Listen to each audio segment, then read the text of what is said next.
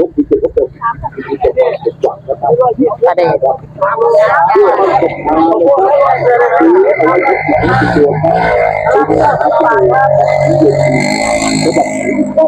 ปักสลีต้องการจะมีไทยด้วยอยากจะมีหอยชิงอ้อยนะครับไว้พกติดเนื้อติดตัวขอเชิญนะครับเราตั้งร้านอยู่ตรงนี้ครับและที่นี่นะครับบรรยากาศตอนเช้าตลาดนัดไทยลาวอำเภอท่าพนมจังหวัดนครพนมพี่น้องไปเบิ่งอาหารการกินทางในกัน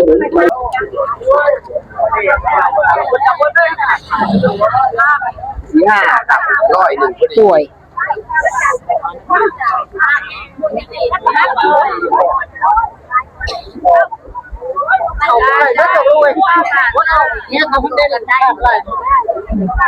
บรรยากาศตอนเช้าตลาดนัดไทยลาวอำเภอท่าพนมจังหวัดนครพนมพี่น้องของขายหลายคือเก่าไปไล่ต้นนี้อะไรต้นนี้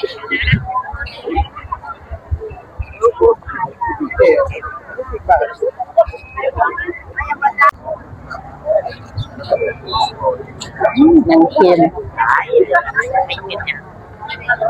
เจ้าลาดอะโวคาโด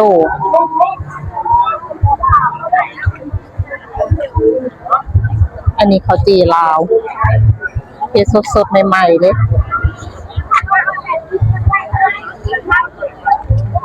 อันจักบาทนะแม่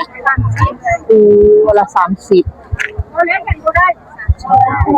เป็นถุงก็มี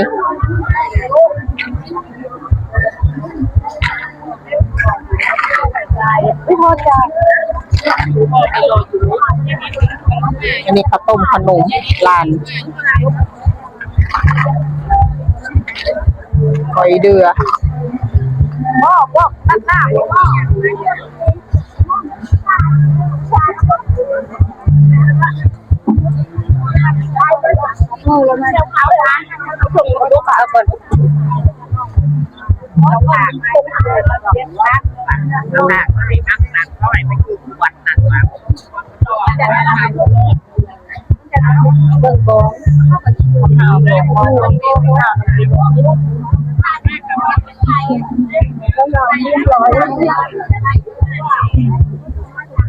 ลูกโตปลาเนื้ออ่อนหนูหวาย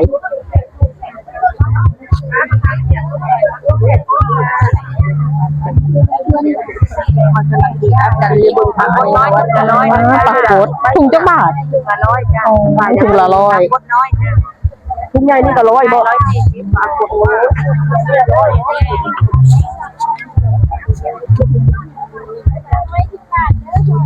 ปูนา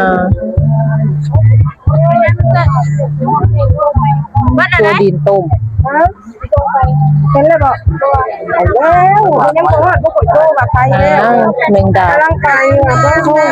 ยังเป็นอยู่เลยโอ้ยวุ่นวายเลยเจ้ากับข้าวเขาต้องเมื่อเก็บคือเอาเก็บไว้ได้อันนี้มี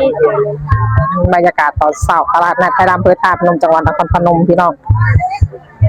ของขายหลายคือเก่าตะปูนา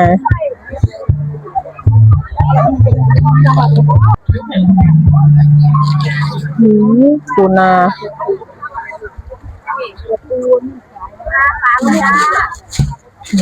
ตัวดิน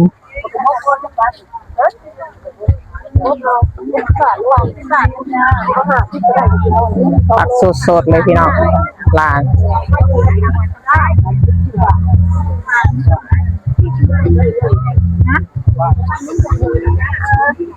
มักกะโบกปูนา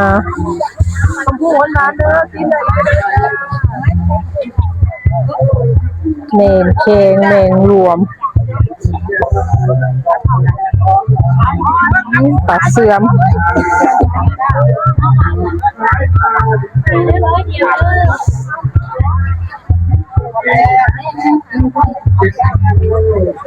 กล่องละ50 บาทกล่องใหญ่นะ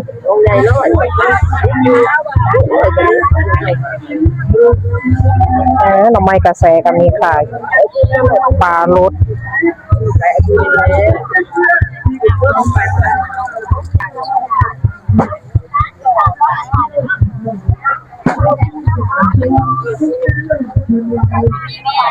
หลุดงามๆปลาหลุดปลาเสื่อมไข่มดแดง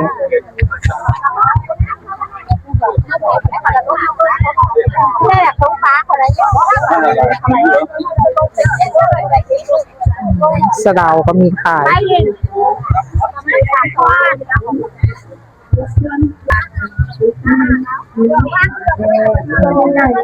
หมูปลาอันนี้ถุงเจ้าบาทเลยโอ้โหหมูปลาถุงละ200เอาไปหมด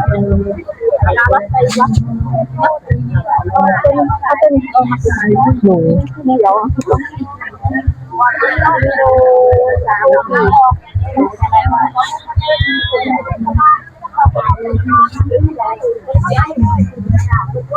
แมงเค็งอยู่ต่อ10 บาทแล้ว10 บาทจ้า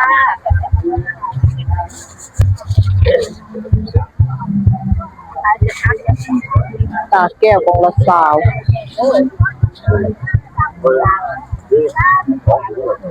เกาลัดโลละ50 บาท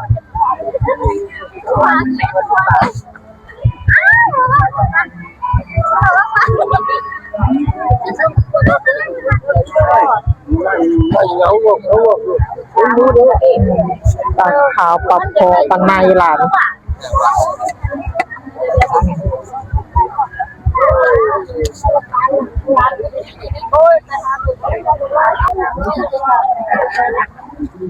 ขามเปียกมีหวาย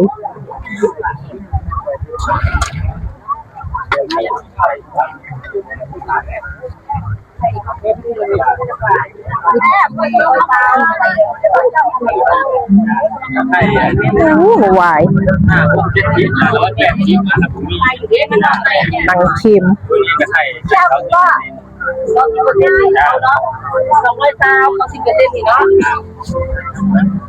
สมุนไพรก็มีขายมีนอกร้านนี้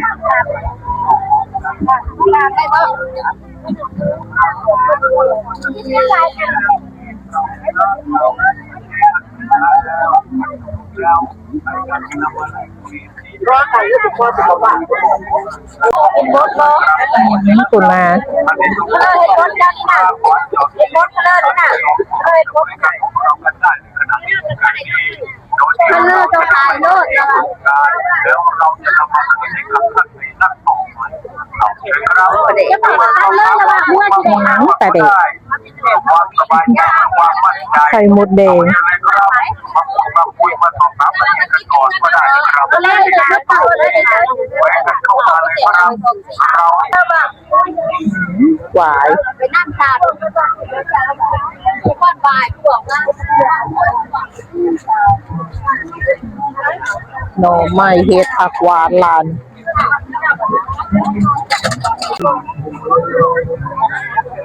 โตผักกำลัง10 บาท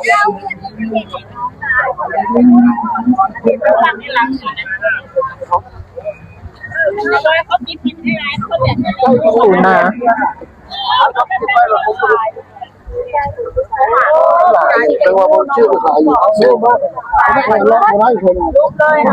ปูนาอันนี้เอาไปเห็นน้องเลยน้ำตายอยู่บนตัวนี้มันก็ยังตัว5 โลอ่ะบ่ไปเลยจ้าพ่อคนจีบแล้วไข่ลูกไข่ตูมันจะตายมันละไหมมันทุกแสนโอ้ว่าสาธุเป็นว่าไม่ให้เกี่ยวให้มีหลายชิ้นเลยหนังเค็มต้มปลาเห็ดนั่นเองว่าที่แกงลูกต่อจ้าแมงรวมแมงไข่14 ตัวจ้ะอยู่ต่อแมงแคงไข่มดแดงบ้านนี้พี่น้องอันนี้พักอย่างอะค่ะพักแมงเค็งกำจักบาทนะแม่อันนี้กับ5โอ้กำละ50 แม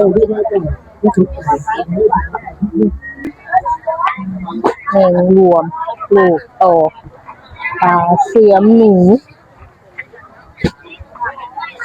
ต้องกินอีสานบ้านเฮาอะโวคาโด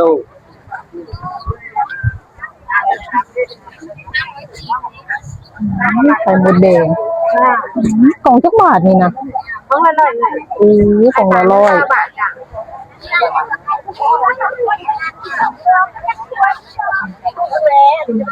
โรดปลาเสื่อมลาย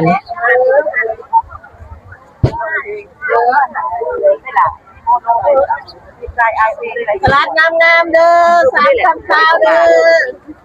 ของขายหลายคือเก่าของเป็นอีสานบ้านเฮาแซ่บๆ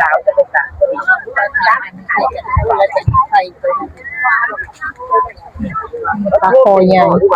เอาจานกันร่วมกันแล้วก็ตั้งในโน่นนี่ตอนนี้นี่โลดมันใหญ่เลยปลาโกด พอเห็นมันงามอย่างมันถึงขนาดไหน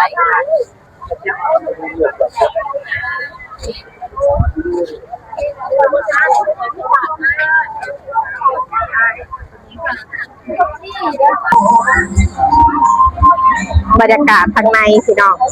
ตลาดนัดไทยลาวพื้นฐานลงจากวันนครพนม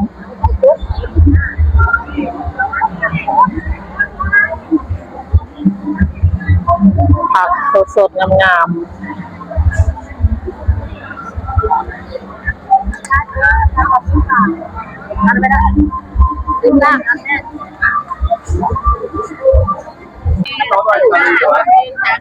มันเค็มมาละ5 บาท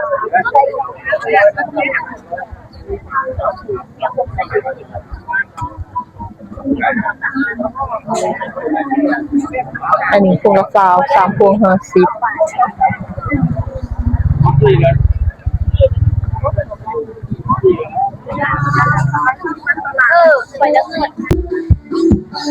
ปลานิลโลจักบาทอะปลานิลโอ้ปลานิลโลละ70ปลาเพาะกิโลละ100ติดข่าว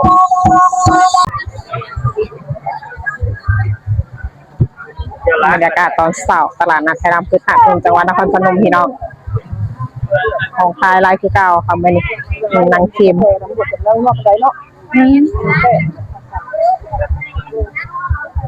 พวงจักบาทนะเอ้ย9 บาทโอ้พวงละ3พวง50เป็นมัดเป็นนี้มาละ50 บาท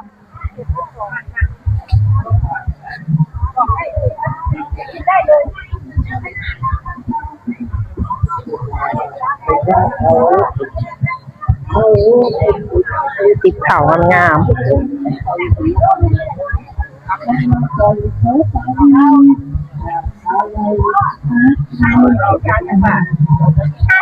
วายไข่มดแดงไข่น้อยซาวนะคะไข่น้อยไข่ใหญ่บาทจะดีจ้ะถูกข้างหลัง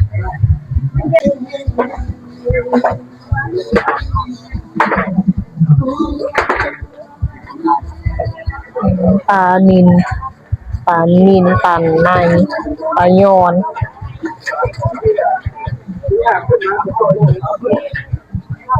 บรรยากาศตอนเช้าค่ะตลาดนัดไทยลาวพื้นฐานพนมจังหวัดนครพนมพี่น้องตลาดนัดจะมีทุกเช้าวันจันทร์และก็เช้าวันพฤหัสบรรยากาศมีเป็นเช้าของวันพฤหัส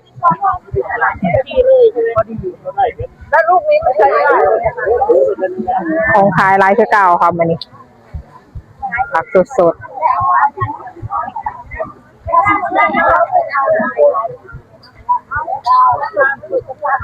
ปูนาเป็นกามเลย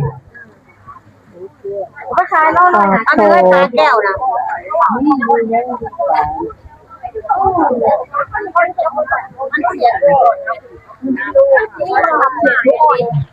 ของหนึ่งนั่นแหละของคือของนำมาคนเจ้าราคา5 นาที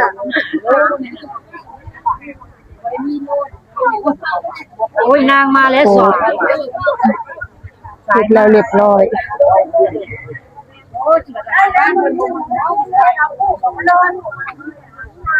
แบบไรคะของขายหลายคือเก่าค่ะยอดหน่อยค่ะเป็นยอดหน่อยรูปเรียบร้อย มาเที่ยวมาเบิ่งกันได้พี่น้องบรรยากาศตอนเช้าตลาดนัดไทยร้านพืชถาดพนมจังหวัดนครพนมค่ะ